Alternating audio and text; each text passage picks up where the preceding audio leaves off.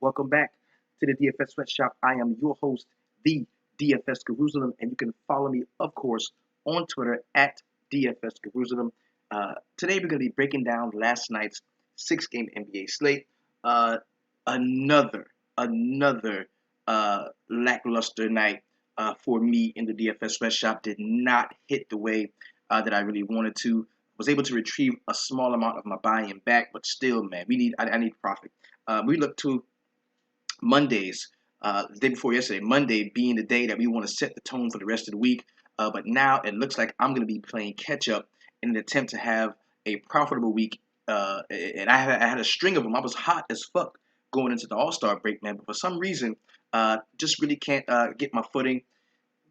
Haven't really enjoyed these short slates, man. Ever since Sunday, that 6-game slate, and then Monday was really good for a lot of us. I know I did very well Monday. Um, but man, it just that was last Monday. But this week right here, man, was just not a very good week, and I think they kind of dropped the ball with their placement of the games because we've got a monster, huge 11-game slate today that I'm so happy to. Listen. I've been chomping at the bit to get at this 11-game slate. That is something I don't normally do. Normally, when I look at my first look at DraftKings and/or FanDuel for the next day, is going to come through, when I go when I do the video, when I do my video, this video.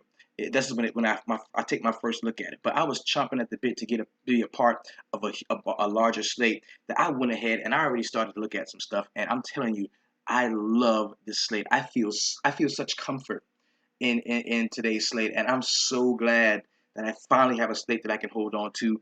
I've got a lot of really good ideas, a lot of great plays that I think are going to really help a lot of us out in the sweatshop. So let's go ahead and rock with me, man. And there's been so many games to go over that I'm not going to go through the regular formatting of the show. I can tell you this. I'm going to tell you how my night went.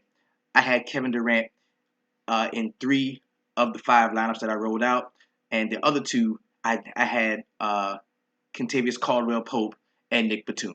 So you know how my night went. Not a great night for me in the sweatshop. But since we've got so many games, we're going to go ahead and jump straight into the recap.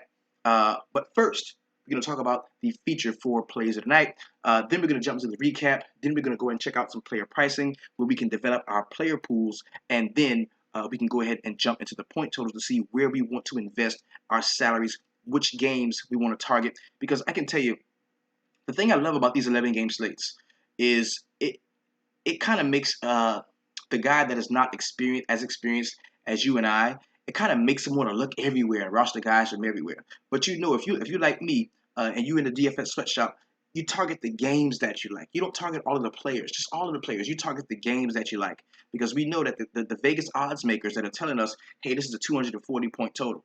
They know that for a reason, and we know we can target those games. So I had a question posed to me, just a quick question about the cash lines and how we try to attempt to get to those. And there's a couple of different tournament strategies that you can use. Now, if you're playing more or less cash games, a lot of times you're just trying to get into the money. You're just trying to get to be a part of that top, 50% or 49% of the people that are going to be cashing. But if you're playing in tournaments, you can have that same strategy where you're just trying to hit the cash line, but your return is going to be a lot less. So a lot of times, if you're a tournament player like me, I'm a strict tournament player. I do not play cash games. The closest I will ever get to a cash game is a single entry GPP. Then you got to swing for the fences, and that's what I've been doing. That's the way I play. We've got cats in the sweatshop that play MMA, PGA, MLB, NHL, NBA, everything. They play everything, and everybody has different styles and different ways they go about it.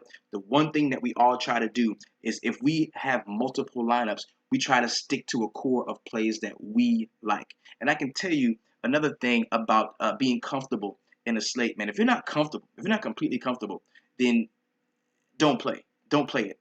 I mean, there's 82 games. There's 160 some odd baseball games coming up.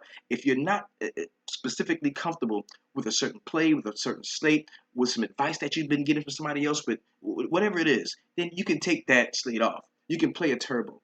You don't have to throw it all into the main. And that's something that I really want a lot of you guys to understand, okay? So without further ado, let's go ahead and jump into the feature 4 plays of the night. These are the 4 most talked about, tweeted about guys in the DFS sweatshop on the desktop chat. in the Facebook VIPs and as well as on Twitter. We're going to start with the Who Dat scoring all them points over there play tonight. This is going to go to a guy who was dead at one point in the sweatshop. This dude was toe tagged, but he's got a new lease on life. He's playing in a different setting, got traded from the Chicago Bulls to the Oklahoma City Thunder. We're talking about Dougie McBuckets. He was 1% owned in most GPPs tonight at 3.4K. Went out and dropped 25.75 DraftKings points, and that is why you, Dougie, are tonight's Who Dat scoring all the points over there player of the night. The next guy I'm going to talk about is the How Did I Miss That Play tonight? And this goes especially for me because I got into a conversation with a really good friend of mine. We like to chop it up sometime and talk about some DFS plays. And this dude is the Marcus Morris Whisperer. Like, anytime that I've ever seen Marcus Morris have a good game, he was on him. And he tried to give them to me in a lot of spots today. And for some reason, I only rolled out 5 lineups. I didn't feel particularly comfortable. Didn't go ham like I would normally would. Used about maybe 8% of my buy-in. I was kind of timid after taking that loss last night, and I just wasn't really feeling the slate the way that I'm feeling today's slate. So I didn't have any of this guy, man. And Marcus Morris at 5.9K, 10% ownership, goes out and has a career fucking night. 37 real life points, 57.5 DraftKings points. Excellent night. And how the fuck did I miss that? He's the How Did I Miss That player tonight. The next guy we're going to talk about is the Heat Check player tonight. Now, I tell you, every time we talk about this, it does not have to be the guy that scores the most points. It doesn't even have to be the guy that has the highest salary, that makes value. It just goes out to the guy that above everyone else just went out and fucking balled. And it just got to go to Julius Randle with the handle. 5.7K, 15% ownership, was a perfect late night hammer if you did have him in your lineups. Goes out and scores 65.5 DraftKings points on a night tonight where the cash line wasn't particularly high. Having a guy like this in your lineup, I know he helped you get to the cash line. I know he did. Excellent game we saw from Julius Randle. And the funny thing is, we saw some uncertainty whether Marvin Williams was going to play or not. And a lot of people was like, man, fuck it, I'm not going to take a chance. I'm going to pivot. And there was only one guy that they could get up to in certain spots. And a lot of times it was Julius Randle, man. So if you happen to roster him tonight, hey, awesome job. Now, let's go ahead and talk about that one motherfucker. Now, I'm not going to go too hard on this motherfucker because he is a regular to the snowflake life. He's lived this life before. He's run off on the plug a time or two, and I just didn't have him anywhere. And the same guy to try to put me on Marcus Morris sent me this article about Jimmy Buckets and how good he was going to be and how much of a play he was today. And I didn't buy it. I did not like him, did not have him anywhere. Advised anyone who asked me, didn't go out telling people, but anyone who asked me my thoughts on Jimmy Buckets, I said I didn't like him in the matchup. I liked Dwayne Wade more. I hated Jimmy Buckets. Didn't think he was going to have a good game. Didn't think he was going to be a major fantasy contributor to some winning DraftKings lineups, and that proved to be true, man. At 9.3K, 22% ownership, he goes out and scores 23.25 DraftKings points. You ran off on the motherfucking plug. You a motherfucking snowflake with your mop head snowflake ass, and I ain't gonna roster your bitch ass again. Now let's move on with the rest of the motherfucking show. Now, we know coming up, we talked about it already. We've got an 11-game slate today. This is awesome. This gives us a plethora of options, so many different ways we can go. We've got a couple of games on the slate where there's going to be tons of value, so you can decide right now if you want to pay up, if you want to pay down, no matter what you want to do, if you want to have a balanced lineup. This is going to be a really great slate for a lot of us in the sweatshop because we have so many different styles to the way we build our rosters, man. And it's going to be a beautiful day. I'm already, the sunshine is in my pocket. I got the sunshine in my pocket already. So I'm raring to go. I want to roll through this quick recap of last night's games. Then we're going to bust open the player pricing, take a look at that, and we're going to jump into the point total. So let's go ahead and get it started, man. We're going to start on the first game on the slate. This was the Golden State Warriors traveling to D.C., to the nation's capital, to take on the Washington Wizards. Man, the uncertainty in this game kind of sucked because I set my core plays and a lot of things around some late afternoon news that maybe John Wall wasn't going to play. And because maybe John Wall wasn't going to play, and I saw that as, maybe some guys being taken off of him, I said, I'm gonna get me some John Wall in my lineups. Where I initially had none. I didn't have any John Wall. But when I saw that he came up questionable, then saw that he would play, I thought a lot of cats would be kind of squeamish on him and they wouldn't give him the run. And I like John Wall, but I also like Brad Beal. It just so happened I tried to make a game stack, like a mini game stack. I had John Wall, had Bradley Beal, and I also went with Kevin Durant. And man, the Kevin Durant injury kind of fucked my night. Once that happened, I knew I was dead. That's when I went ahead and started looking to the next slate. So let's go ahead and jump into that. We're going to talk about the Golden State side first, where Kevin Durant only played 1 minute and 33 seconds. He did attempt a field goal, did not hit the shot. It was horrible. This dude finished with -5 DraftKings points. Horrible, horrible. Not game for him, but a horrible, unfortunate injury that Kevin Durant suffered. Hope he's going to be all right because we're going to need him. He was up to this point daily fantasy's leading scorer when it came to NBA. So who picked up the slack was going to be Draymond Green. He ended up playing 39 minutes, had 14 points, 14 assists, was on a triple-double watch, grabbed 8 boards, also a couple steals and a block while shooting 54% from the field. I think it's safe to say that we can trust Draymond Green again. Whatever issue he had with the coach, whatever issue he had with the offense or the playing, I think that's been relieved, and we can definitely look to him going forward. Zaza Pachulia was a fairly decent play today. 12 points, 8 boards while shooting 50% from the field. Klay Thompson, not so much. In 38 minutes, he had 16 and 3 to go with 2 assists and 2 steals. We saw a fairly decent game from Steph Curry as far as the game went, but from a fantasy standpoint, it was not what we wanted. In 34 minutes, he had 25 points, 7 boards, 4 assists, and 3 steals while shooting 45% from the field, going 9 for 20. Sean Livingston off of the bench was a really nice surprise. In 23 minutes, he had 14 and 3 to go with 2 assists, 1 steal, and 2 blocks while shooting 71% from the field. We saw a handful of decent games on the Washington Wizards side, starting with Otto Porter. He played 37 minutes and had 14 and 8 to go with 3 assists and 2 steals. He shot 5 for 8. That's 62% from the field. Hit 2 of 3 3-point shots, both of his free throws. Really nice game there from Otto Porter. Markieff Morris, had a really solid game. 22 and 60 with 1 assist, 2 steals, and 4 blocks. Now you could have stacked the fuck out of the Washington side of this game and really stood tall at the finish line tonight. You could have done that because we saw Martin Gortat for 23 minutes. He had 12 and 12 to go with 1 assist and 1 block. Pretty good game there. Brad Beal lit it the fuck up. He led the team in scoring, 25 points, 4 boards, 3 assists, 3 steals, while shooting 47% from the field. Hit 4 of 10 3-point shots. Pretty good game there. And John Wall didn't really crush value, but he put you where you wanted to be with a cash line as low as it was tonight. We're talking about 39 minutes for John Wall. He had 12 points, 6 boards, 19 assists, 2 steals, shooting 30% from the field. If he has a better shooting game, then he crushes.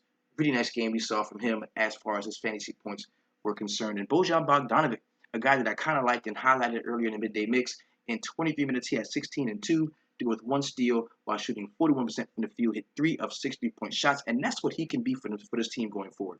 He can be that catch and shoot guy that lurks around the perimeter, lets John Wall drive to the basket, sets up in the corner, knocks down that long range shot. This can be a very comfortable spot for him going forward. I see him being a part of the rotation. I really do. Because there's nobody that he's the guy that they really were hoping somebody like Marcus Thornton or Kelly Oubre were going to be. But this guy can really shoot the ball.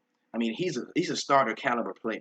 But coming off of the bench, giving him that added boost, I think we're going to see a lot of Bojan Bogdanovic going down the stretch when going into that playoff run. The next game I'm going to talk about is the Detroit Pistons at home against the Portland Trailblazers. Now, if I told you that, this was going to be a 133 point total, if I told you that before the game started, these teams together are going to combine for 133 points, you would have definitely wanted a piece of this game, definitely. But it was so spread out on the Portland side when it comes to, who was actually doing the heavy lifting. We saw, an awesome game from Dame, a really good Dame game, but nobody else was really in tow to kind of, give you that scoring punch on a secondary level. So let's go ahead and check it out. We're going to start with Dame Lillard. He played 40 minutes, had 34 and 11 to go with 9 assists, damn near triple-doubled on him. Also had a steal while shooting 52% from the field, hit 3 from 8 from 3. CJ McCollum played 43 minutes. He had 25 points, 4 assists, 2 steals, one block, and 2 assists. Pretty good game there. Yusuf Nurkic had a nice one, 19 and 7 with 5 assists and 1 block. And Maurice Harkless in his 37 minutes had 8 and 10 with 2 assists and 1 block. Pretty decent game there from him. We saw Alan Crabb for 39 minutes, 35 minutes. He had 13 and 1 with 2 steals. Fairly decent game for him at that price point. On the Detroit Pistons side, boss game from Markieff Morris, man, or Marcus Morris, excuse me. This dude led the team in minutes. Caldwell Pope led the team in minutes, but Marcus Morris led the team in scoring. He had 37 points, 8 boards, 6 assists, shot 13 of 23 from the field for 56%, hit 3 of 7 3-point shots, and converted 9 free throw attempts.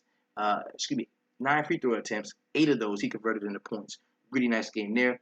Andre Drummond, a nice double-double, 19 and 15 with 1 assist and 1 steal. And where the fuck was John Lure? He only played 19 minutes. He grabbed 5 boards, didn't do shit else. He missed all 8 shots he took. This is a horrible game from John Lure, and he's been trending down lately. He really has been. Kentavious Caldwell Pope, he led the team in minutes, like I said earlier, 46 minutes. He had 16 points, 3 rebounds, 3 assists, 3 steals. And this guy in this Stan Van Gundy offense can pretty much do whatever the fuck he wants. And anytime he's in a plus matchup and he's under 6K, I'm going to have him on my roster. I am. I'm just going to have him in there because he can go off at a moment's notice. That's just how good he is coming off of that screen, getting the ball and just hoisting it up for 3, man. Dude, he can shoot. He's a pretty good shot. He's a pretty good guy. Pretty good shot. Reggie Jackson was the most disappointing guy for me that I rostered all night long, with the exception of the injury to Kevin Durant. He only played 23 minutes, and the funny thing about this is, I said earlier, man, just start Ish fucking Smith. Stop playing with this dude. But he continues to get rope. Like, Stan Van Gundy likes this guy. He likes this kid. And he rolls him out and is like, yo, if you play well, you get more minutes. Well, the dude never fucking plays well. He played well last time out, but he doesn't play well for a continuous streak. He doesn't put a few good games together and build his confidence and build upon his last good game. If he does play a good game, he has 3 or 4 shitty games. And it's really perplexing to see a guy with this type of talent play so badly night in and night out. Tobias Harris in 23 minutes had 11 and 2 to go with 1 assist. Not a great game there. Aaron Baines came off of the bench in 22 minutes and had 9 and 6 with 1 block. And the reason why Aaron Baines played 22 minutes was because these coaches, punk-ass coaches like Terry Stotts and plenty other motherfuckers, are doing this bullshit where they're hacking the guy, the hacker Jordan, the hacker Drummond. And that shit is fucking whack. I don't give a fuck what anybody says. That is a whack-ass strategy. It slows the games down. It takes the possessions away from the point guards, from the guys and the ball handlers that are exciting, that are making plays. And it puts the ball in the hands of the biggest, clumsiest, worst free throw shooting guy on the team. And that's horrible. If you intentionally foul somebody the way they do now, it should be automatically a technical foul with a free throw shot. You get to choose your team gets to choose whoever shoots the free throw. This is just bullshit. And Adam Silver needs to step in and make something happen with this. This is bad basketball. It's bad basketball. Ish Smith, really solid game for him. In 29 minutes, he had 12 and 1 rebound to go with 7 assists and 7 steals, a career high 7 steals. Also blocked the shot. And he only shot 38% from the field. But when a guy comes off of the bench and steals the ball from the other team 7 times, there's no way you can get around him being a solid play. I mean, he was a really solid player. I believe he scored 38 DraftKings points. Really nice game there from him. Next game I'm going to talk about is the Chicago Bulls at home taking on the Denver Nuggets. And this was just a horrible showing from the Chicago Bulls. We're going to start on the Denver Nuggets side with Danilo Gallinari. In 32 minutes, had 22 points, 3 rebounds, 1 steal, while shooting 7 of 10 from the field. That's 70% there. Also hit 3 of 4 3-point shots and hit 5 of 6 free throws. Really nice game there. Wilson Chandler, he did score 20 points, but he didn't do shit else.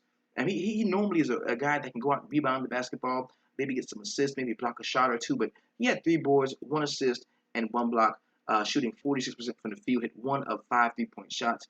Not a great game from Wilson Chandler. Nikola Jokic, man, I told you last night, just fucking play Jokic and get it over with. I didn't even put him in my core 4 because I knew I was gonna play him. I knew I was gonna play him. I thought you were gonna play him. I didn't throw him in my core 4, but he should have been.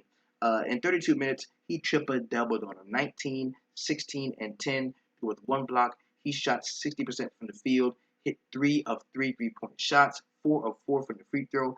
I think Nikola Jokic is back. Just roster him. Just play him. I mean, he's in the core 4 tomorrow. He's in the core four. I'm gonna tell you right now. Just playing. Just playing. Just playing. Gary Harris in 35 minutes had 15 and 4 to go with 3 assists and 2 steals. Pretty good game there. We saw a nice one from Will Barton off of the bench, 15 and 8 to go with 3 assists, 2 steals, and 1 block. And we saw a pretty decent game from Jamal Murray in 17 minutes. He had 14 and 2 to go with 3 assists. It was in scrub love as they were trouncing the Chicago Bulls. Jameer Nelson in 30 minutes had 12 and 2 to go with 1 assist. Not a great game there for him. On the Chicago Bulls side, we talked about Robin Lopez earlier, man, and he had a fairly decent game for the price point he was at. I believe he was at 4.4K. He played 26 minutes, had 10 points, 3 boards, and 4 assists to go with 2 blocks. And we've got to pay attention to this because Taj Gibson is gone. The enforcer is gone. So if anyone else on the team is going to be the one to do the dirty work, to do the scrapping and the hustling, it's going to have to be Robin Lopez. And not just accrues statistics, just the way that he's going to have to play going down the stretch is going to accrue statistics. And he's going to stay cheap because he's never going to blow the doors off you. He's always going to be around 4.4, 4.6, 4.8, something like that. And he can give you a solid return on the investment if you're just trying to get 6X out of a guy that's fairly cheap. We're talking about Rajon Rondo next. 24 minutes for Rajon. He had 19 and 4 to go with 5 assists and 3 steals. He shot 53% from the field. Did hit one of the 3-point shots, one of the 3-point shots he took, and got to the line twice and converted those both into points. A nice game we saw from Dwayne Wade. 19 and 4 to go with 6 assists, shooting 57% from the field. Bobby Portis finally returned on that salary in 27 minutes. He had 12 and 6 to go with 1 assist and 3 steals. And the snowflake of the night, Mr. Jimmy Buckets, old mop head. In 35 minutes, he had 8 points, 4 boards, 3 assists, and 3 steals. I thought the motherfucker was in foul trouble or some shit. But he only shot 3 for 13 from the field for 23% and didn't hit a 3-point shot. Hit 2 foul shots, but a horrible game we saw from Jimmy Buckets. 35 minutes of Jimmy. If you're telling me, hey, I'm going to give you 35 minutes of Jimmy Buckets, I'm thinking that's pretty good. It wasn't tonight. It really wasn't. Didn't see much from Nikolai Mirotic in 20 minutes. He had 6 points, 1 rebound, and 2 assists. Denzel Valentine 7 and 7 with 1 assist, and we saw reports that Cam Payne's going to play a lot. He's going to be a part of it, and the dude went out and played 16 minutes and had 6 points, 2 rebounds, and 3 assists. Whatever. We didn't need that. We really didn't need that. Next game I'm going to talk about is the Memphis Grizzlies at the crib, at the Grindhouse, taking on the Phoenix Suns. This was a really nice game. The game looked like it got away a little bit for the Phoenix Suns down the stretch, but this was a really nice game. We saw some really good scoring. We're going to start on the Phoenix side, where T.J. Warren had a decent game. In 33 minutes, he had 17 and 6 to go with 1 assist and 1 steal. Marcus Chris, 11 and 6 to go with 1 assist and 1 block. Saw a decent one from Eric Bledsoe, 20 and 5 to go with 8 assists, 2 steals, and 1 block. We saw Allen Williams for 22 minutes. He had 11 and 3 to go with 2 assists and 2 blocks. And Alex Len, kind of underwhelmed. 25 minutes, he had a 12 and 5 to go with 1 assist and 1 steal while shooting 57% from the field. Tyson Chandler just is not playing. He was a DNP CD, just did not play. Brandon Knight, DNP CD. What the fuck is going on? These cats are they're just out of the rotation. Just out of the rotation. On the Memphis Grizzlies side, we talked yesterday's show or the day before yesterday's show about Mike Conley and what I thought he would be able to do tonight. And man, in 39 minutes, he had 29 points, 3 rebounds, 8 assists, shot 10 for 19 from the field, hit 3 of 6 3-point shots. Pretty good game we saw from him. Marc Gasol got busy again, 28 points, to go with 7 boards, 5 assists, 1 steal, and 1 block while shooting 62% from the field like a big man should. But the difference was he hit 5 for 5 from 3. Excellent game shooting from behind the arc for Marc Gasol. And one of my favorite plays on the slate was actually Zach Randolph, man. We talked in the midday mix about how at the Grindhouse, man, the crowd loves this guy. He is probably the most beloved Grizzlies player of all time. They love him. They get behind him. He comes off of the bench, gives them a real jolt of energy. And especially if they're already in the lead and the crowd is already into it, they just go ahead and let Z-Bo take over, man. And he had an excellent game. 23 points, 8 boards, 2 assists, and 1 block while shooting 66% from the field. Also hit 1 of 3 3-point shots. Pretty good game there. Tony Douglas in 22 minutes had 4 and 5 to go with 3 assists, 1 steal, and 1 block. We saw James Ennis for 18 minutes. He had 10 and 2 to go with 2 assists, 1 steal, and 1 block. And the old man got ejected in this game for catching 2 technical fouls real quick. So Vince Carter was not able to play more than the 2 minutes. Man, it was pretty wild how he got ejected from the game. But Jermichael Green, 18 minutes for him. He had 4 and 3 with 1 assist. Not a great game there. And why the fuck are they still playing Chandler Parsons? 22 minutes for him. He had 4 points, 1 assist, and 1 steal. Why the fuck are they still wasting his time with Chandler Parsons? This dude is one of the worst players in the league right now. One of the worst. Next game I'm going to talk about is the Oklahoma City Thunder at the crib taking on the Utah Jazz. We talked about uh, Russell Westbrook and what he would be able to do against this team, but we're going to start on the Utah Jazz side. Not a bad game we saw from Gordon Hayward. He didn't hit that major value that we wanted, but on the night like tonight, we talked about it. The cash line was low. He did what he could do. Dropped 19 points, led the team in scoring. Also 2 rebounds, 5 assists, and 3 steals while shooting 7 for 17 from the field. Hit 3 of 6 3-point shots. That was pretty good there. Derek Favors was a play that kind of disappointed me. I thought he was in line for a really solid game. And in 27 minutes, he had 8 points, 4 boards, and 2 assists while shooting 44% from the field. Come on, man. You're a big man. Put the ball in the motherfucking basket. Rudy Gobert, not a great game from him. In 31 minutes, he had 13 and 10 with 3 blocks while shooting 66% from the field. And Rodney Hood, man, he played 30 minutes. I like that. Whenever I can see Rodney Hood playing 30 minutes at that price point, he's a go for me. I love Rodney Hood on today's slate, actually. In 30 minutes, he had 18 and 6, 6 for 13 from the field. He had all 3 3-point shots. Excuse me, he had all 3 free throws and hit 3 of 6 3-point shots. Pretty good game there. George Hill had a nice one, 15 and 2 to go with 8 assists and 2 steals. Also blocked the shot in this game. And Joe Johnson in 23 minutes off of the bench had 13 and 5 with 1 assist and 1 steal. Pretty good game from him. We saw 15 minutes of Alec Burks. It was some scrub love actually because the Oklahoma City Thunder was on their ass, man. And he had 13 and 2 with 1 assist and 1 steal. Pretty good game there for his price point. On the Oklahoma City side, what can we say? What else can we say about a guy like Russell Westbrook, man? The dude continues to ball, man. And he dropped 79.75 DraftKings points on this team the last time. I was chopping it up with one of the homies today on the phone. The guy hit me up, guy in the sweatshop, one of the newer guys, just wanted some insight. Hit me up, and I was like, yo, Westbrook is a fucking monster. He is going to destroy them. He did the same thing last time. We've added something new to our spreadsheets where we actually get into what the player did against that specific team the last time out. And that should really help a lot of you, man. I don't think that most of you are really taking advantage of those spreadsheets. You've got to take a look at those. Those are money. You put a lot of work into making those things nice for you and giving you as much information that we feel is pertinent to each play on each slate. So we talked about Dougie McBuckets, the who that scored on points over there play tonight, and he rose from the dead in 25 minutes, had 16 and 5 with 1 assist, and we know now that this was because there was no Vic Oladipo. Now I didn't have Oladipo anywhere. It came out, I think, right after lock that he wasn't going to be playing. So I hope you didn't have him in your lineups at all. He's got that back issue. I'm going to have to see him play before I can roster him again with confidence. Russell Westbrook in 38 minutes had 43 points, 11 boards, 10 assists. Also shot 13 for 28 from the field for 46%. Hit 6 of 9 3-point shots. And there was a point in the game where they had taken 11 or 12 3-point shots without missing. So this is a team that can get hot. And you got guys like Dougie McBuckets, you got Alex Abrines, you got, Roberson was getting to the action. He hit 1 of the 3-point shots that he took. So this is a team that's kind of trending upward. They're trending upward. They're putting a couple pieces around, and I think they're going to try to make some sort of push for a nice playoff run. So we're gonna keep an eye on those guys. Didn't see much from Andre Roberson or Domantas Sabonis. Why is he still starting? Steven Adams had a bad game. In 26 minutes, he had 2 and 6 to go with 2 assists, 1 steal, and 2 blocks. We saw Enes Kanter for 26 minutes off of the bench. He had 15 and 9 with 1 assist, 1 steal, and 1 block. And I think it is safe to roster him whenever you get a chance. In just a while, Steven Adams is going to be cheaper, and Kanter is going to cost more. So as they're making that transition, let's go ahead and roster Kanter before he gets to a point to where the price catches up with his production. The next game I'm going to be talking about, and the last game on the slate, is going to be the LA Lakers at the crib, defending the home court, going up against the Charlotte Hornets.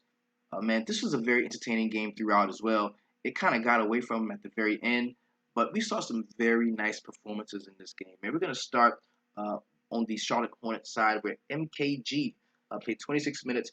He had 10 points, 5 boards, 1 assist, and 2 steals to go with the block. Filled up the stat sheet. Shot 57% from the field. Hit 2 of 4 free throws. Pretty good game there.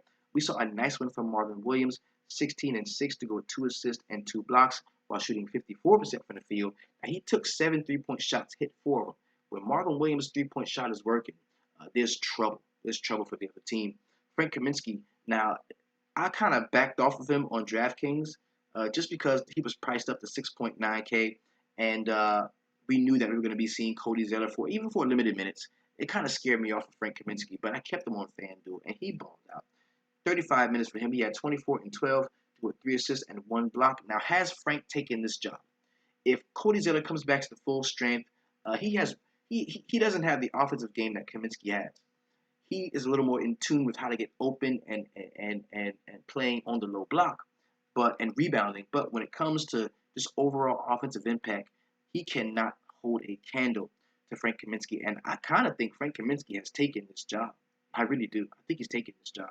But we're gonna have to continue to watch, see what goes on from there.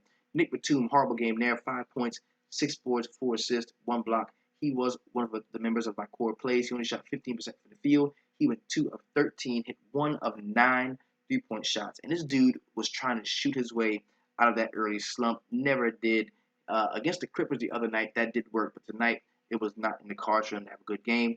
Cody Zeller, we saw him for 18 minutes. He had 6 and 5 with 1 assist. Also, Kemba Walker, pretty nice game there. 33 minutes, he had 26 points, 5 boards, and 7 assists while shooting 50% from the field. Hit 5 of 9 3-point shots. Saw a decent game off of the bench for Marco Bellinelli, 11 points, 2 rebounds, 5 assists. Didn't see much from Jeremy Lamb in his 19 minutes, 3 and 3, with 1 block. But man, on the Lakers side, we saw quite a few really nice performances. We're going to start with Brandon Ingram. He didn't do one thing particularly awesome, but he just did a lot of different things. In 41 minutes, he did lead the team. He had 8 points, 5 boards, 3 assists, and 1 steal. Now, when I was looking at this, man, I had to, well, why did Brandon Ingram get so many minutes? Was there a special situation where, Coach Walton wanted him on the court as far as defending, or no? He was just playing fairly decently, and he left him out there for damn near the entire game. He had a pretty good one, too. Julius Randle, in 33 minutes, the Heat check play tonight, had 23 and 18 to go with 6 assists, 3 steals, and 2 blocks. He shot 71% from the field, hit all 3 of his 3 free throws. Pretty good game there. Tariq Black only played 14 minutes, but he did have 11 points, 5 boards, and 2 blocks. Pretty good game for him. Swaggy P knocked down 5 3-point shots. That's all he did was took 2 3-point shots. He was 5 of 10 and took every shot he took was a 3-pointer, but he hit half of them and scored 15 points. D'Angelo Russell, a really nice play there. In 35 minutes, he had 17 points, 1 rebound, 9 assists, and 2 steals while shooting 40% from the field. Pretty good game for him. And we saw Jordan Clarkson for 33 minutes off of the bench. Now that Lou Will is gone, Jordan Clarkson is the new Lou Williams. He had 16 points, 3 rebounds, 2 assists, 1 steal while shooting 50% from the field. Hit 1 of 4 3-point shots. Pretty good game there for that price point.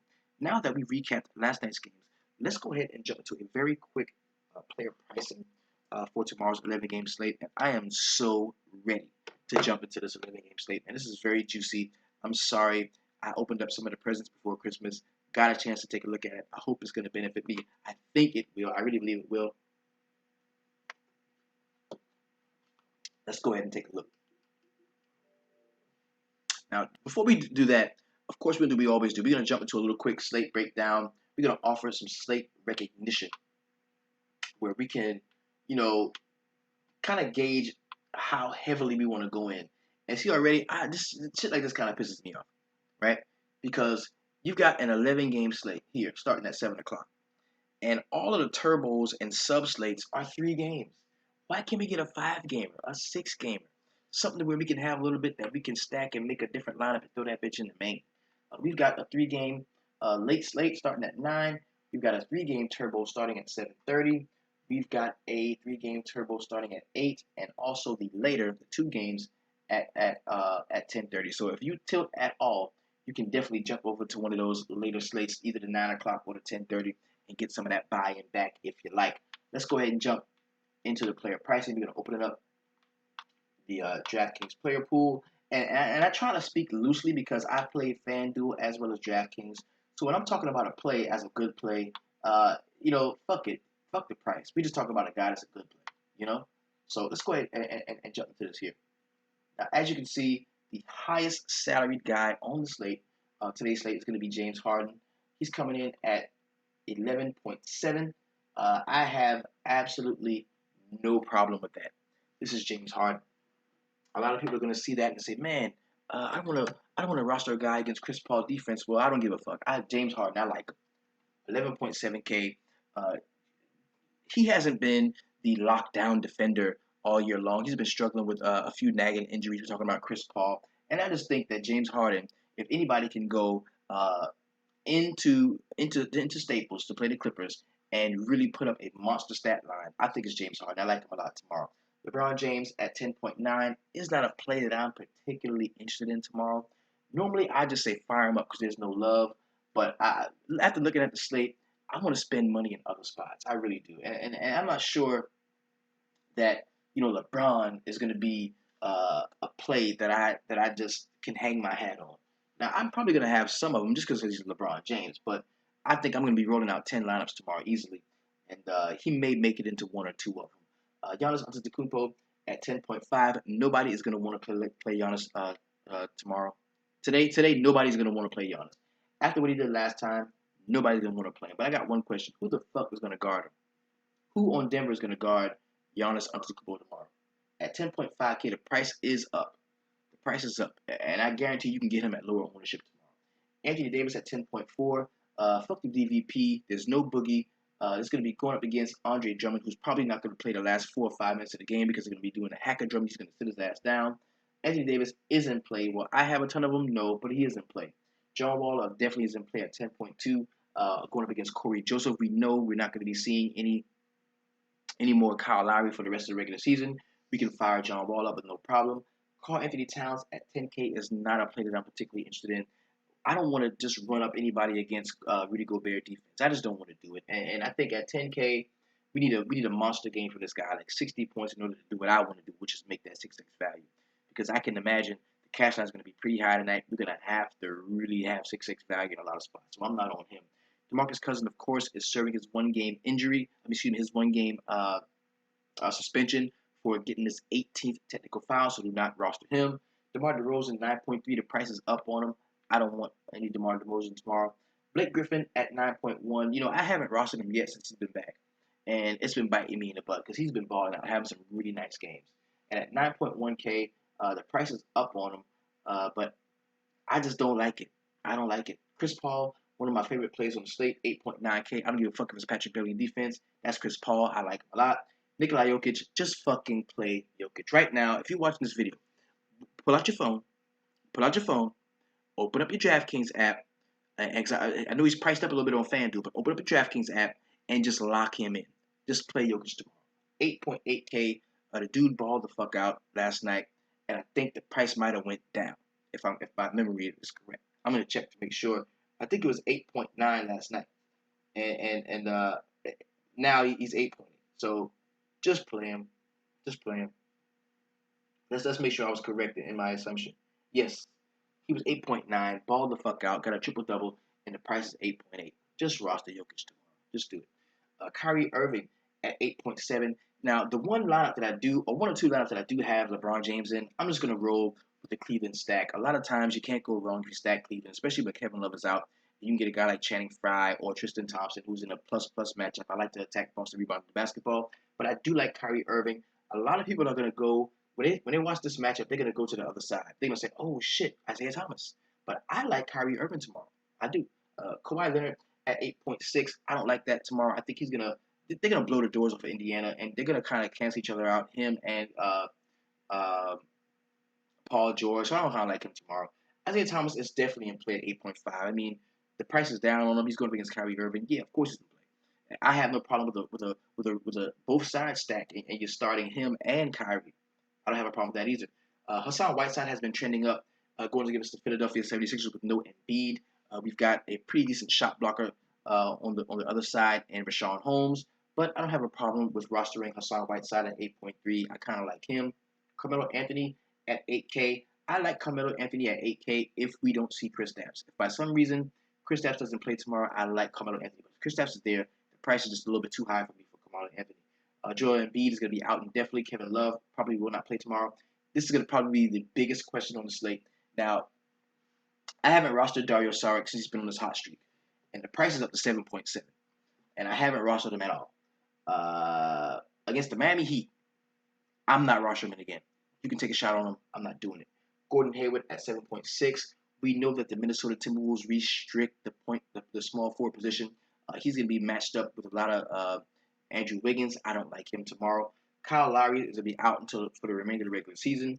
Andre Drummond at 7.6. I kind of like him, but I'm just not going to play Andre Drummond as long as he's like with that hacker Drummond shit. I can't deal with it. I can't because I mean, dude's is like on the verge of making value, and they take him out of the game because he can't hit free throws. Like I'm not fucking with Andre Drummond tomorrow. I'm just not. Robert Covington at 7.5 is not a play that I'm particularly interested in. Vucevic going up against my New York Knicks is definitely in play. This game is in Orlando. 7.4K is a little bit, a lot to ask for him, but I think Vuce can return value fairly easily. Andrew Wiggins is a play that I love tomorrow at 7.4K.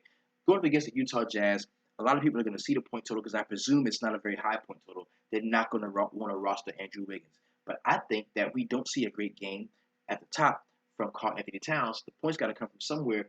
Who the fuck is going to be guarding Andrew Wiggins? I like Paul George at 7.4. It's not a play that I'm particularly interested in. Bradley Beal at 7.3. He's going to see a ton of defensive usage tomorrow, being matched up a lot of the times with DeMar DeRozan. I think that benefits him offensively as well. 7.3K is the price on him. I don't have a problem with that. Coming off of a really good game where he scored 40 DraftKings points, I think we can return to the well and take a look at Bradley Beal. Rudy Gobert at 7.2 is a player that I have a moderate interest in. I do.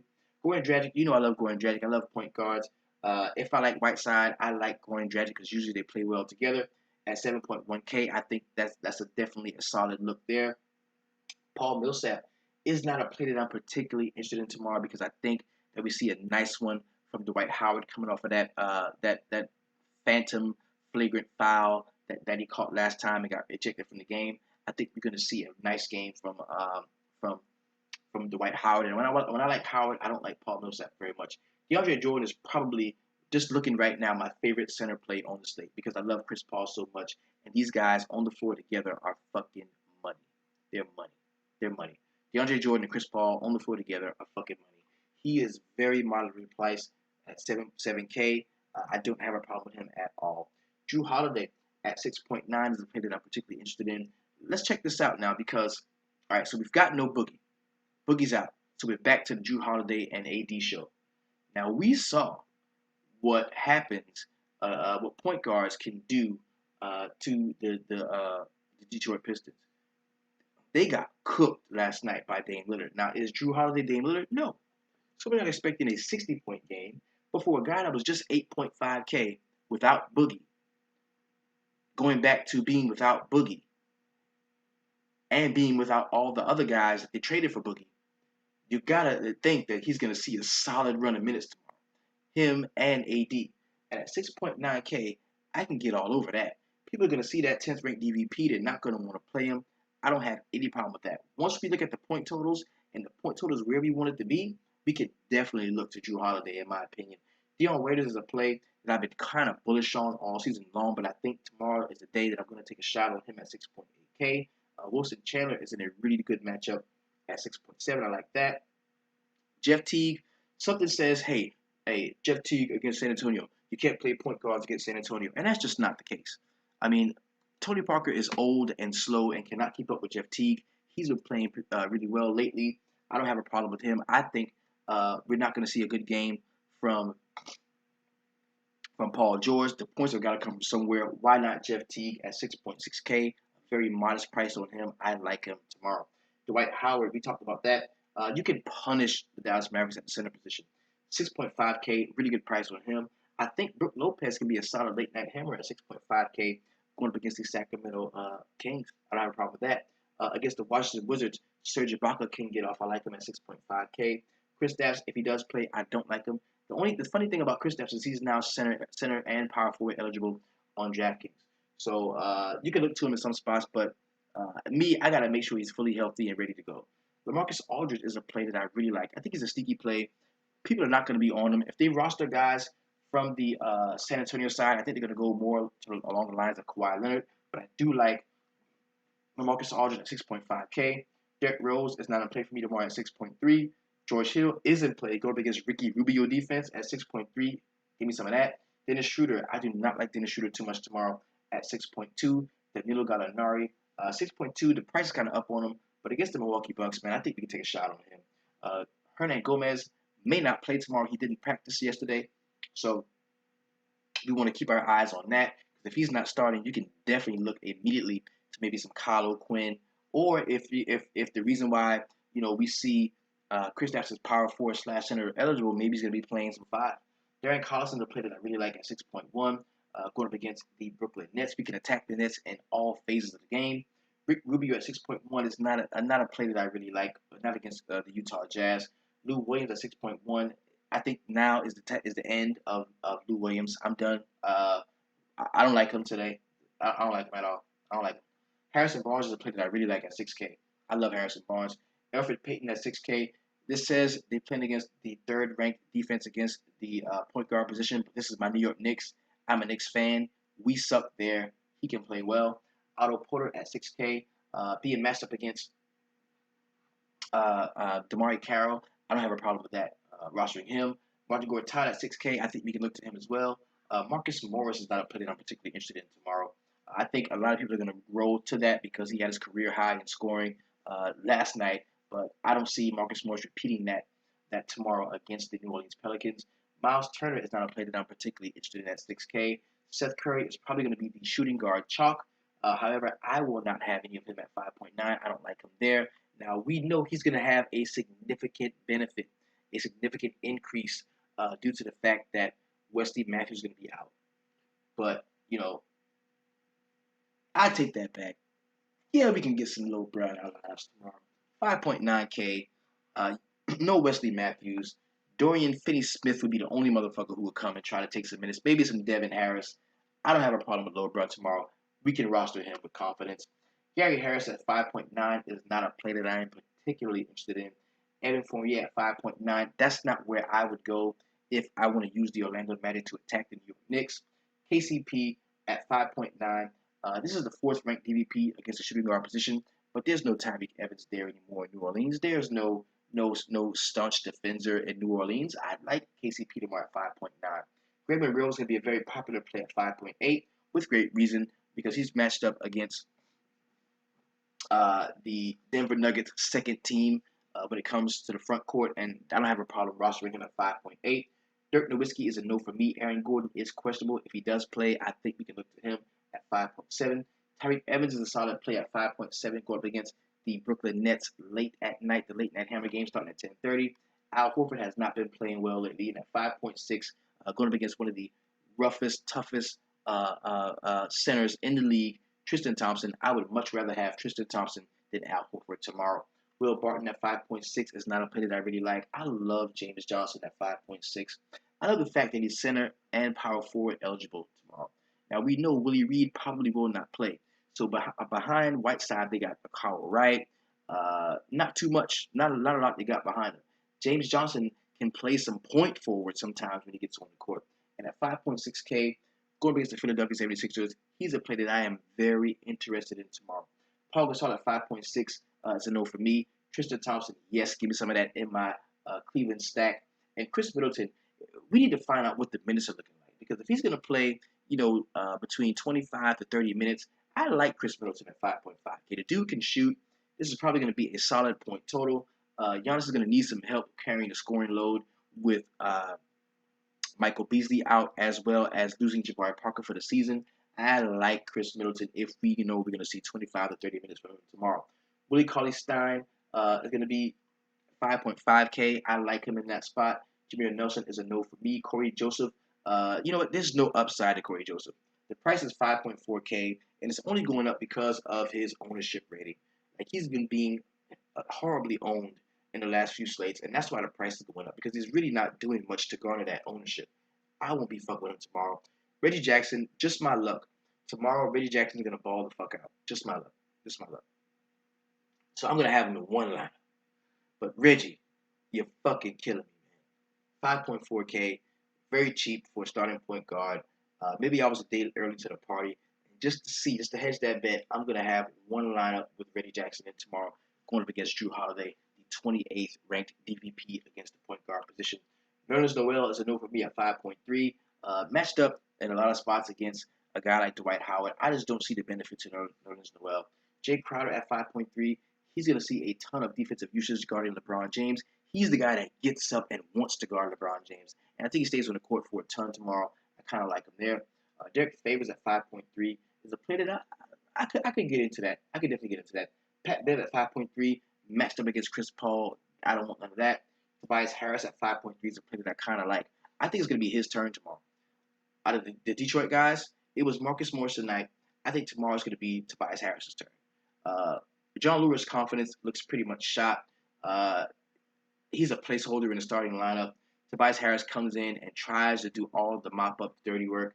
I like him tomorrow at 5.3. Mason Plumlee is not a play that I'm particularly interested in at 5.2. Terrence Ross, I love Terrence Ross against my New York Knicks tomorrow. The dude is playing like he just got out of jail. Like Toronto was locking him in. He could not. He felt like he was a starter. He should be getting minutes. He should be on the floor.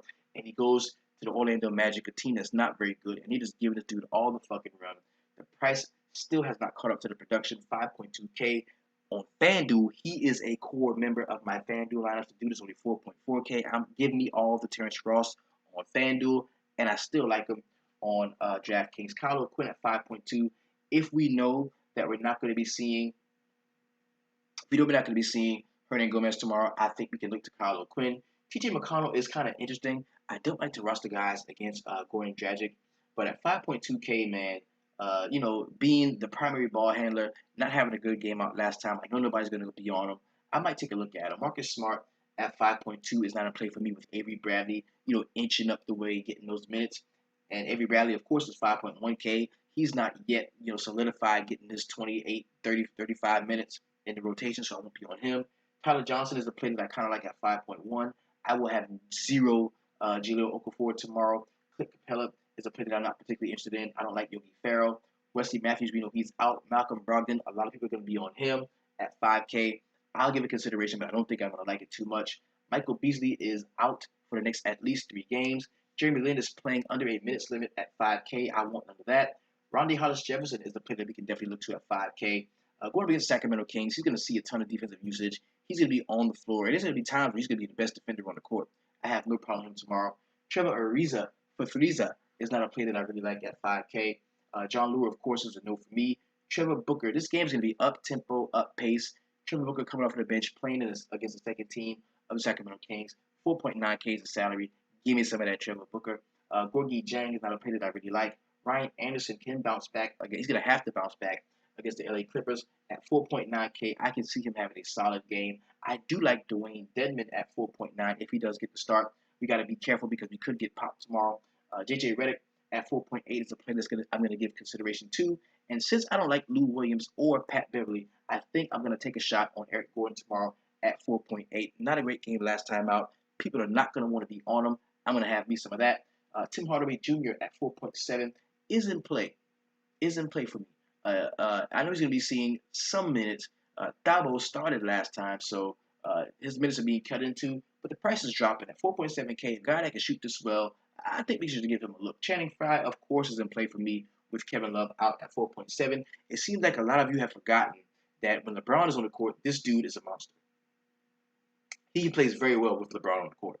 And to finish off my 4-deep Cleveland stack, I'm going to be having some Channing Frye in my lineups. Rashawn Holmes at 4.7 is not a play that I'm particularly interested in. Courtney Lee has been playing very well with the release or the waiving of Brandon Jennings. We saw an immediate uptick in Courtney Lee's minutes going up against the Orlando Magic. I don't have a problem with him. I think he can have a really solid game against Evan Fournier defense at 4.6. That's a really good price there. Jonas Valanciunas is 4.6K. Let that sink in. Jonas Valanciunas is 4.6K going up against Marcin Gortat. He definitely deserves consideration. Definitely. Tony Parker is questionable. We may see DeJounte Murray start tomorrow. If we do, everybody's going to run out to roster him. So we're going to have a ton of stars and scrubs lineups. That's okay. Do what you do. I'm not going to have stars and scrubs in a lot of spots. But if DeJounte Murray does get the start, we may be able to look at him. Tony Parker is 4.6K. I'm sure DeJounte Murray is hovering around minimum salary. Kyle Korver at 4.5 is a player that I kind of like tomorrow. Ish Smith at 4.5 is a player that we can look to. If we're fed up with fucking Reggie Jackson, just start Ish Smith tomorrow. Let me tell you something. I like Reggie Jackson tomorrow, some because I liked him today and he let me down. He owes me money. I'm thinking I'm gonna go get it tomorrow. But if you are done with Reggie Jackson, open your phone right next to Jokic. There's like 2 spots under Jokic in the center spot. Lock Ish Smith in. If you're done with Reggie Jackson, just play Ish Smith tomorrow. That is Young at 4.5, not a play that I'm interested in. I want to give some consideration to Sean Kilpatrick at 4.4K. I kind of like the spot that he's in. These are 2 bad teams. We're going to see a lot of points, a lot of running, a lot of missed shots, a lot of turnovers. I like Sean Kilpatrick because he can. I think there's going to come a time during this game where Sean Kilpatrick looks like he's the best player on the court. I really think so. I think that time's going to come during this game sometime. So I like him tomorrow at 4.4K. The coach's son, Austin Rivers, at 4.4 is a player that I have some interest in, a mild level of interest in. I want no PJ Tucker tomorrow at 4.4. Buddy Hield at 4.3 is interesting, but I'm not going to have any of him. Kelly Olynyk is not a player that I feel I like a lot. Ty Lawson, 4.2. If he starts, he definitely deserves consideration. He's going to be in a ton of my lineups if I know he's going to get the start tomorrow. The only thing is the game doesn't start until 10:30, so you might not know before lineups lock. If that's the case, though, I love me some Ty Lawson in the spot that he's in. Monte Ellis, I heard some rumblings about him, but I'm not going to be on Monte Ellis tomorrow. I don't like him. Rodney Hood is probably one of my favorite plays on the slate. People are going to see this 8th-ranked DVP, which a lot of this was when Zach LaVine was playing, at 4.1K. The last time this dude was this cheap, I told you, just fucking roster the dude, man. Play Rodney Hood tomorrow. I don't foresee Gordon Hayward having a great game. I don't foresee Rudy Gobert having an awesome game. The 2 guys I think they're going to get off for the Utah side is going to be Rodney Hood as well as George Hill. Kent Bazemore at 4K is not a player that I'm particularly interested in, but you can roster him. He is rosterable. Ersan Ilyasova is a no for me. Darren Williams is in Cleveland. I don't think he's going to be able to play tomorrow. Jaylen Brown, I think they're going to still start Avery Bradley and just give Jaylen Brown a lot of minutes. So you can look to him tomorrow if you like. Bojan Bogdanovic is a player that I kind of like at 4K. I also like DeMarre Carroll at 4K. Matthew Dellavedova at 3.9 is not a player that I'm particularly interested in. Jared Henderson is a no. Costa Koufos, yes, that's where you're going to get to pay up in other spots when you roster guys like Costa Koufos at 3.9K. Had a really nice game out last time. They're going to be matched up against the softest center in the league in Brook Lopez. I have no problem with Costa Koufos tomorrow. He's in a couple of my lineups. Shelvin Mack is a no. E'Twaun Moore is a no for me. David Lee is in play at 3.9. This game could blow out. You might see some of him. Jamal Murray is a no for me. Jeff Green, consideration at 3.8. Spencer Dinwiddie deserves consideration at 3.8. Who's going to be the backup to Jeremy Lin, because we know he's on administrative restriction. And if it's Spencer Dinwiddie at 3.8K, I think you can lock him in if you want to pay down for that spot and punt the point guard position. Jamal Crawford is another play that I like at 3.8. There's a lot of plays under 4K that I do like on the slate tomorrow. I like Danny Green as well. Balboa at 3.7. If he gets a start, I think you can look to him. Willie Reed, we talked about him already. He is questionable. If that's the case, we're going to see a ton of backup center for James Johnson. Garrett Temple is out. Anthony Tolliver at 3.7. No for me. DeJounte Murray is at 3.7. So if he's going to be playing against Jeff Teague defense at 3.7K, starting for the San Antonio Spurs, you can give me some of that DeJounte Murray tomorrow. You can do that, definitely. Let's go ahead and Josh Richardson, 3.6. Solid play there. Norman Powell has not been unleashed yet. Patty Mills is down to 3.6K. He definitely deserves consideration if we don't see Tony Parker and DeJounte Murray is going to be starting. We can look to Patty Mills tomorrow, definitely. Devin Harris is another player that I kind of like. With Wesley Matthews out, the backcourt minutes have got to spread around, and this is the next guy. It's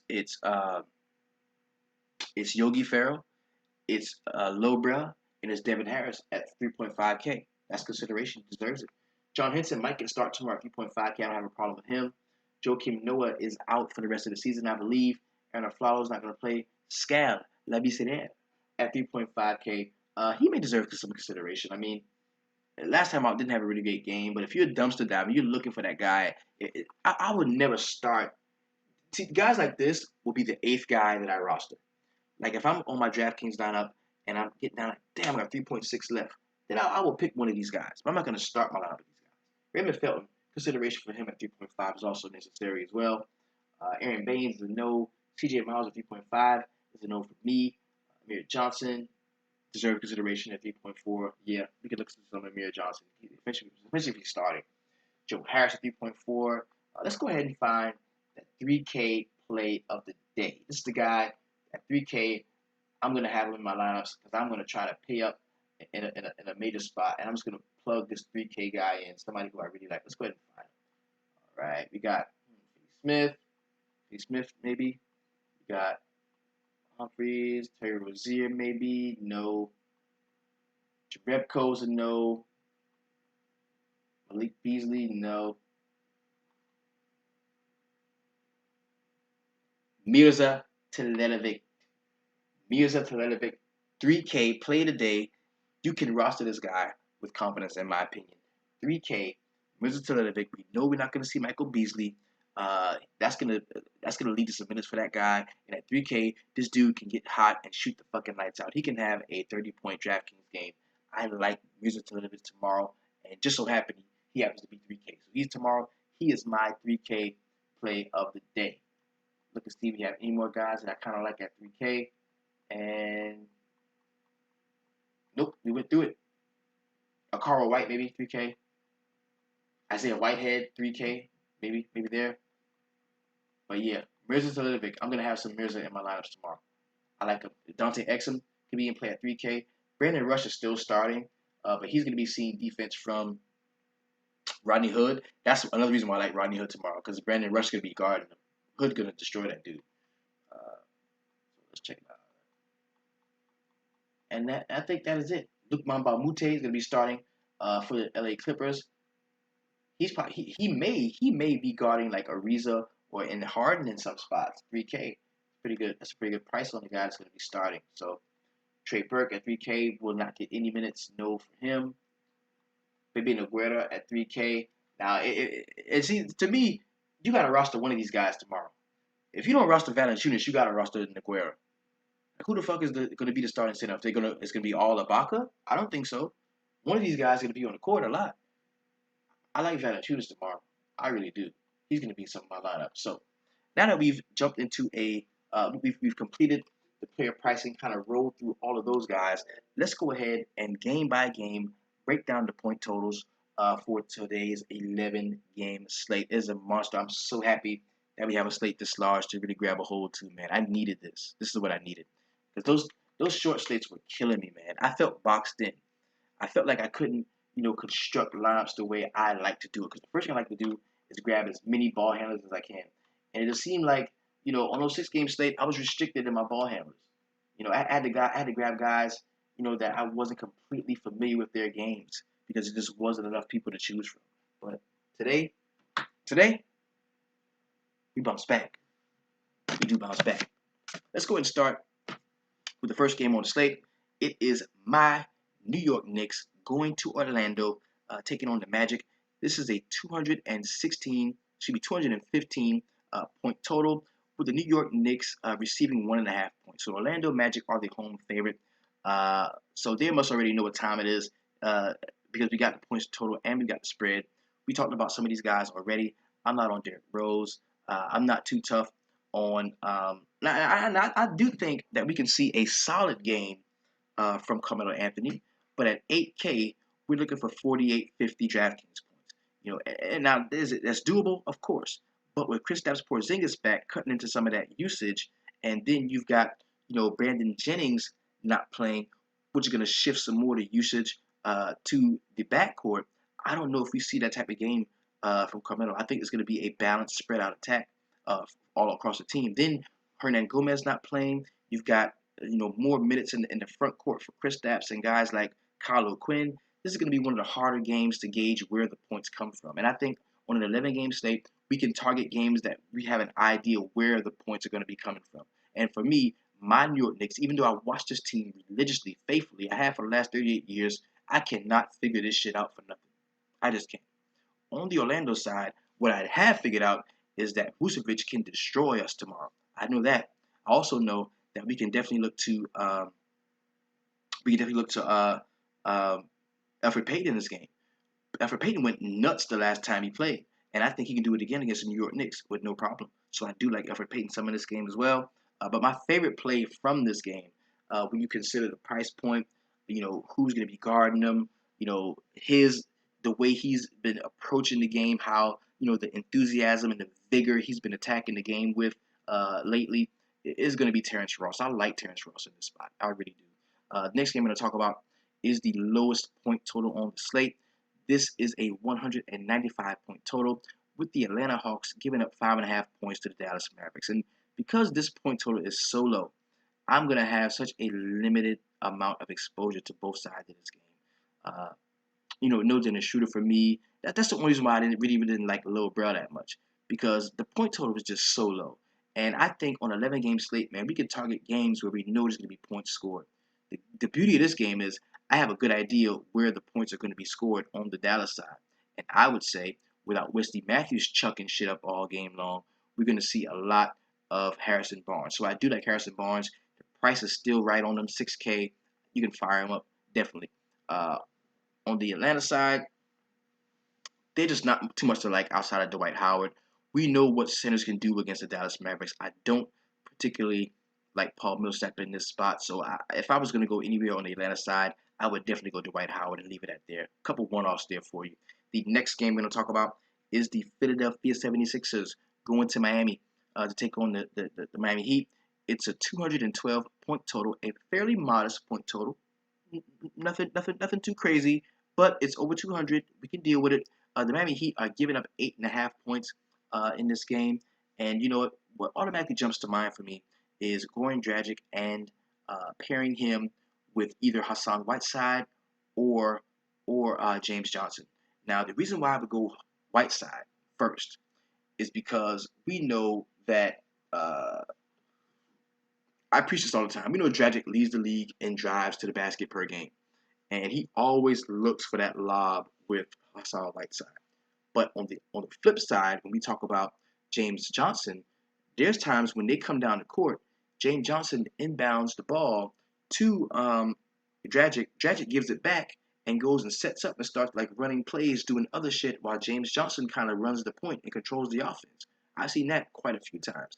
So if I was going to pair two of them together, it would be Whiteside or Dragic. And if I really felt like James Johnson was going to have a great game, I wouldn't play either of them.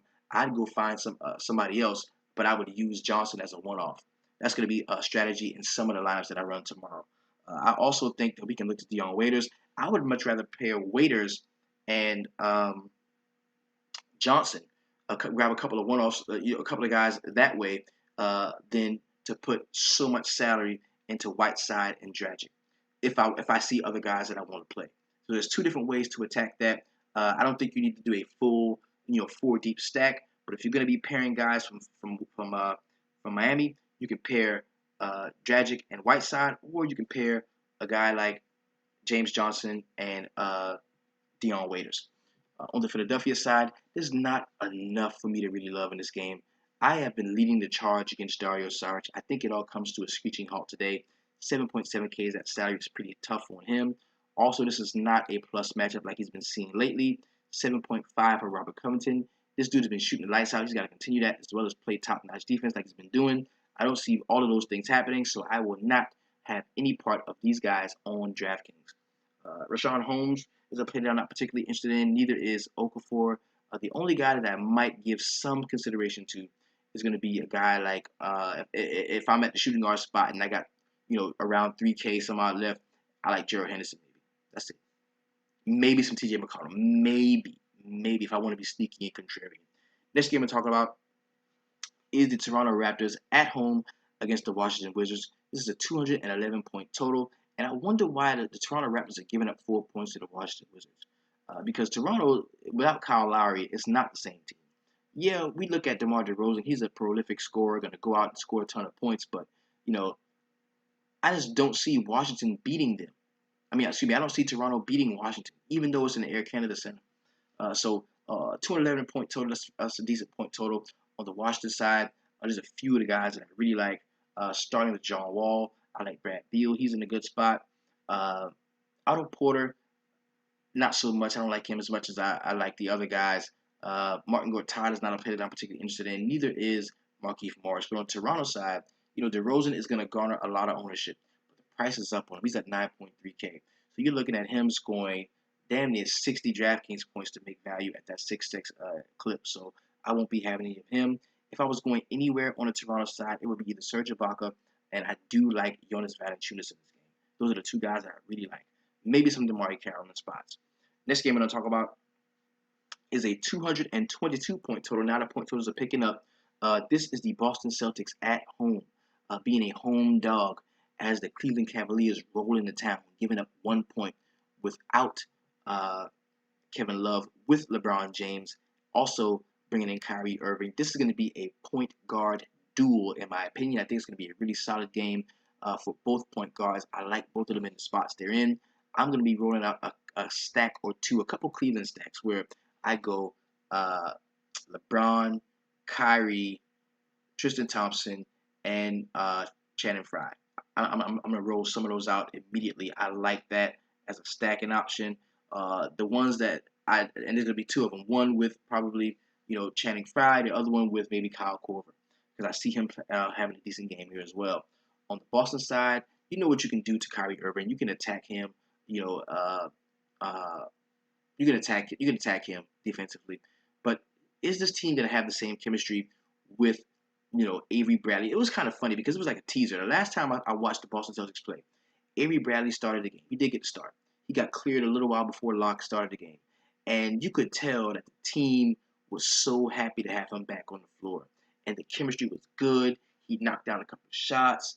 And then it was like, sit down, Avery Bradley, after 14 minutes. And it all went to shit. And Atlanta blew their ass out. So if that happens again, uh, it's going to be tough to roster guys on the Boston side uh, outside of Isaiah Thomas. So, and then they got blown out, and we didn't get to see that fourth quarter Isaiah that we need to see in order for him to make value. Usually, he does most of his damage or the bulk of his damage in the fourth quarter. So that's a narrative you got to pay attention to. Next game I'm going to talk about is another nice point total. It is the Denver Nuggets going to Milwaukee to take on the Bucks. It's a 226-point total, with the Milwaukee Bucks giving up 3 points to the Nuggets. Now, the Nuggets just blew the doors off of the Chicago Bulls. Milwaukee just took a really tough L in Cleveland to the Cavaliers, where we saw a shitty game from Giannis Antetokounmpo. I think that's going to drive ownership down on him, and rightfully so. Because I said to myself, I'm not going to roster this cat again unless he's under 10K. At this point, he's not playing like a 10K player. I have no problem with you rostering him, but I'm not going to have him in my lineups tomorrow. He's got to show me something first. I mean, who's going to guard him is the question. The dude is basically matchup proof when he wants to be, but he's still a very young player, man. And I just don't think he has that take over the game at any time, at all time. He hasn't developed that yet as a player, and for that reason, I don't think I'm going to be rolling out any of Giannis Antetokounmpo tomorrow. Regardless of what I hear throughout the day, no matter what all the other sites say, I'm not fucking with Giannis tomorrow. The price is too high, and he's just not in the matchup that I think can really, really, really, really help him return value. Staying on the Milwaukee side, we talked about the 3K play today, Mirza Teletovic. He may be in line for a start. We've got to check on that as well. I know he's going to be getting some minutes off of the bench. He's going to have to because everybody's fucking hurt on the team. So Tony Snell, somebody maybe you can look at at 3.3K maybe. If you like Matthew Dellavedova, we can attack Denver on the perimeter. Definitely, you may want to look at him. We know that John Henson could get the start at center. Jason Kidd has his team all over the place. And for that reason, man, I'm not going to roster too many guys from the Milwaukee side. But I do like some Denver stuff. I like Jokic. I love Jokic tomorrow. I think he's going to be in a really solid spot. Very easy for him to go out and have another triple-double and return that 6x value at 8.8K. The price went down 100. I don't have a problem there. I also think Wilson Chandler is in a solid spot. You might be able to get you some Danilo Gallinari at 6.2. That's not bad at all. So I like a lot about the Denver side of this game. The point total is 226 points. There's only a 3-point differential. There's going to be a ton of points in this game. So I do like the Denver side of this ball very much. The next game I'm going to talk about is the Detroit Pistons going to New Orleans to take on the Pelicans. This is a 209-point total. There's a small narrative involved when it comes to the backup point guard for the Detroit Pistons. We know that he-ish used to play for the New Orleans Pelicans. Maybe want to go and show him, hey, man, you should have kept me, bro. You should have kept me. But the only thing that can help that is if Reggie Jackson keeps him off of the court with a solid performance in the beginning. On the New Orleans Pelicans side, we already talked about Jrue Holiday, man. I kind of like him. I like the spot that he's in at 6.9K. The price is down on him. There's no Boogie. That means he can go back to doing what he was doing before Boogie was there. Plus, all of those other guys that were eating into some minutes, the Langston Galloways and the Buddy Hields and, Tyreek Evanses and all those guys are going too. So the minutes got to go to somewhere. And it's going to go to Jrue Holiday. I kind of like him tomorrow. It's going to be a contrarian play. A lot of people are not going to be on him. I think you could take a shot on him tomorrow. AD is going to be a play that garners a lot of ownership. I don't have a problem with that. I think AD is in a solid spot. The dude has damn near went the fuck off for 100 the last 2 games. When we talk about the first half he's had a 46-point first half. I think a 48-point first half with Boogie on the court. So dude's been playing very well lately. Doesn't seem to be slowed down by any injury or nothing. He's not diving in the stands, hurting his knee. The dude is made of glass, so roster him with caution. But I mean, I don't know what you can do but bubble wrap the motherfucker and put him on the court. I don't know what else you can do. But I like him tomorrow. I think he's in a solid spot. I will have some AD tomorrow. I'm going to pair him actually with Jrue Holiday in some spots too. Now on the Detroit side, we talked a lot about that. Man, I can't roster Andre Drummond with the hacker Drummond shit. I just can't do it. It's not fair that coaches have resorted to this as a strategy, but dude, make your fucking free throws, man, and that'll kill it all. That'll kill all that shit, man. Just make your fucking free throws. Something like this dude is shooting like 36% from free throw. That's fucking ridiculous. That's horrible. That's horrible. Next game I'm gonna talk about is the Indiana Pacers going to San Antonio to take on the Spurs. This is a 208-point total in San Antonio with the Indiana Pacers receiving 10 points. So the San Antonio Spurs are a home favorite, a big home favorite by 10 points. Now, what that's telling me is that Paul George is not going to be a factor in this game. He's not. He hasn't been in the last game. The last couple of times they played the San Antonio Spurs, he's been shut down a ton by Kawhi Leonard. He did have a pretty good game out last time against Houston, but I don't know how that's going to translate to Kawhi Leonard defense. So I think those guys kind of cancel each other out. I think the game does kind of get out of hand and it's over before it's actually over. So we don't see a full run of Kawhi Leonard. I also think that they stay just on the verge of coming back enough to where we see a lot of Jeff Teague. And if that's the truth, I like Jeff Teague tomorrow. We know that Tony Parker is questionable, so we may see some DeJounte Murray. You could roster him at your own risk. We talked about my favorite play from the San Antonio side is going to be LaMarcus Aldridge. I like him. Dwayne Dedmon deserves consideration. Maybe some David Lee off of the bench. You can even go as cheap as Alex Bertans at 3K if you wanted to, get a salary save and punt option at the power forward position. If you think the game is going to blow out, that's definitely an option route that you could take. There's not much to like on the Indiana side, man. A lot of cats are probably going to be on guys like Monte Ellis or maybe some CJ Miles if he's starting, but another 3K play, Rodney Stuckey. Him and Milza Teletovic could be the 3K plays of the day. Watch out for those guys.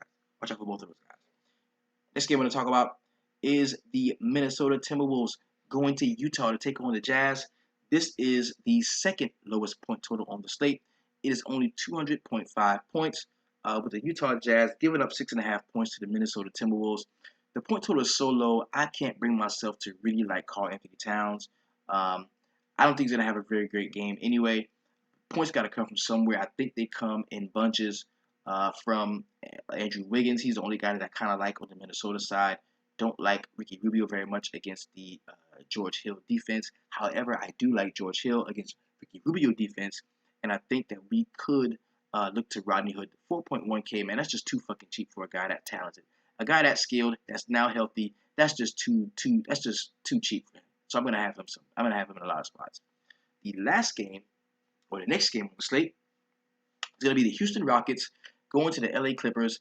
Now, this is the game that everybody is going to want to be a part of. Everybody's going to have their nuts zipped up in this game. Everybody's going to have their marbles, their their eggs in this basket. It's going to be so much love for this game, and for great reason. Because we've got two of the most prolific fantasy scorers going head to head without actually guarding each other. So these guys that exert all of this offensive energy won't have to exert defensive energy because we know Patrick Beverly is not a very offensive minded player. So it's not like Chris Paul has to work so hard on offense to get this triple double and then work so hard to clamp down little Pat Beverly. It's not even going to be like that.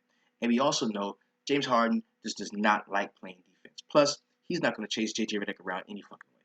So we can see some big games from both of these guys. There's two point guard duels on the slate that are really nice. We talk about the Cleveland Boston one, and then the late night one, the Houston and the Clippers with Chris Paul and the homie James Harden. So I like both of those guys in the spots they're in. I think that we're not going to see a hella ton of high ownership on Harden. I just don't think so. I think guys are going to gravitate more towards Chris Paul, and for that reason, not that reason only, because I think he's a good play. I'm not just talking about the ownership, but I like James Harden a lot tomorrow. I really do. I think James Harden is in a prime spot. I'm talking about one of those $100 games, one of those hundreds. He's in a prime spot tomorrow. I like James Harden a lot. That's just my first look at it. I haven't done too much research into it, but this is my first real look at it. I just like him being priced down to 11.7 and the highest point total on the slate. I think it makes for a solid game. It's only a point and a half differential. So all those signs point to James Harden seeing a full run of minutes, scoring a lot of points. I like it a lot. I really do. Um, Off of the Houston bench, I don't like Lou Williams as much as I like uh, Eric Gordon. I don't like Patrick Beverly as much as I like Eric Gordon. The price is down on him. He's at 4.8K. This dude can actually flat out shoot the ball. We're going to need to see a continued streak from Lou Williams to justify that 6.1K salary. I don't see that happening tomorrow. Ryan Anderson is a player that I'm kind of interested in. He's very sneaky. Didn't have a great game out last time. Could make up for that today. I'm not on Trevor Ariza too tough, as well as Clint Capella. Don't really like him against DeAndre Jordan. But on the Clippers side, I love the DeAndre Jordan pairing with Chris Paul, and I don't like the spot that Blake Griffin is in tonight. I just don't like it. And at 9.1K, that's a lot to ask for a guy. That's a lot to ask of him. Now, he went out and balled last game, no doubt. But a lot of people are going to chase that. I'm going to let them go ahead and do that. I like DeAndre Jordan more and Chris Paul. Those are two guys that I really like. And if you're playing the later slates, you're definitely going to see a lot of that in your lineups, definitely, or against you in those tournaments. So um, one of the cheaper plays you can look to on the Clipper side is going to be a guy like Jamal Crawford coming off of the bench, because if a point total is this high, man, you've got to think it's not just the starters going to be scoring these points. There's going to be some bench points somewhere. And the first guy off of the bench to come in, chucking and knocking down shots, and fumbling and bumbling and getting fouled, shooting 3-point shots is going to be a guy at 3.8K like Jamal Crawford. So I kind of like Jay Crossover a lot in this game as a salary-saving punt option at the shooting guard position. Also, you look to the coach's son; he's been seeing a fairly nice amount of minutes, even though Chris Paul is back. Also, Raymond Felton at 3.5K. I'm not sure if he's out of the rotation or not, but he's very cheap. Um, so you can look to him there. The next game and the last game on the slate is going to be the Brooklyn Nets going to Sacramento to take on the Kings. And it just so happened that the last game on the slate is like two worst teams in the fucking league right now. This is where all your value is going to come from. If nothing else opens up, like no other major star just sits, this is where most of the day's value is going to open up. And if you get this game right, if you pick the right scrubs that kind of go off in this game, it could really set just straight. It really could. Now on the Brooklyn Nets side, uh, I'm not going to be on Jeremy Lin with that minutes restriction. A guy that I kind of do like, we talked about him already, is going to be Sean Kilpatrick. I think he can come off of the bench and have some solid minutes. We know Bojan Bogdanovic is no longer there. The minutes have to go somewhere. We can look to Spencer Dinwiddie if he's going to be backing up Jeremy Lin with those minutes restricted. You maybe will look at the softest center in the league in some spots. We're talking about Brook Lopez, man. The dude is a flat out scorer. You may be able to look at him in some spots. Also, a fast up tempo, up pace game. I like Trevor Booker a lot in this game too. He's somebody who's gonna make it into some of my lineups. Now on the Sacramento side, Ty Lawson will be my favorite play off the cuff immediately. We can look to Darren Collison in some spots. Cauley Stein is going to see high ownership. I would rather pay down to a guy like Costa Koufos matched up against the softest center in the league. I think that ownership is going to be pretty high on Cauley Stein tomorrow, even on an 11 game slate. On an 11 game slate, 15-20% ownership, it doesn't really matter as much because there's going to be so many plays. It's going to be spread out. Ownership doesn't matter as much when you talk about those single entry, the bigger GPPs. But when you get into the single entries and the cash games, ownership does play a role in how you should roster and what your build should be. So um, Tyreek Evans is a play that I'm not particularly interested in tomorrow. Could be decent. Also, Buddy Hield is somebody you can definitely look at 4.6K. The price is still down on him. But man, this is going to be an awesome slate, man. And I'm so ready to get it going, man. This has been your DFS Jerusalem. Remember, you can follow me, of course, on Twitter at DFS Jerusalem. Thank you so much for all of your support. Thank you for supporting the show. If you'd like to support the show any further, remember, you're already supporting the show by giving me a voice on YouTube, your likes, your shares, your comments. I love it all. Thank you so much. There's always that one snowflake motherfucker who dislikes my video. Fuck you with your snowflake ass. If you want to support the show, you can go ahead.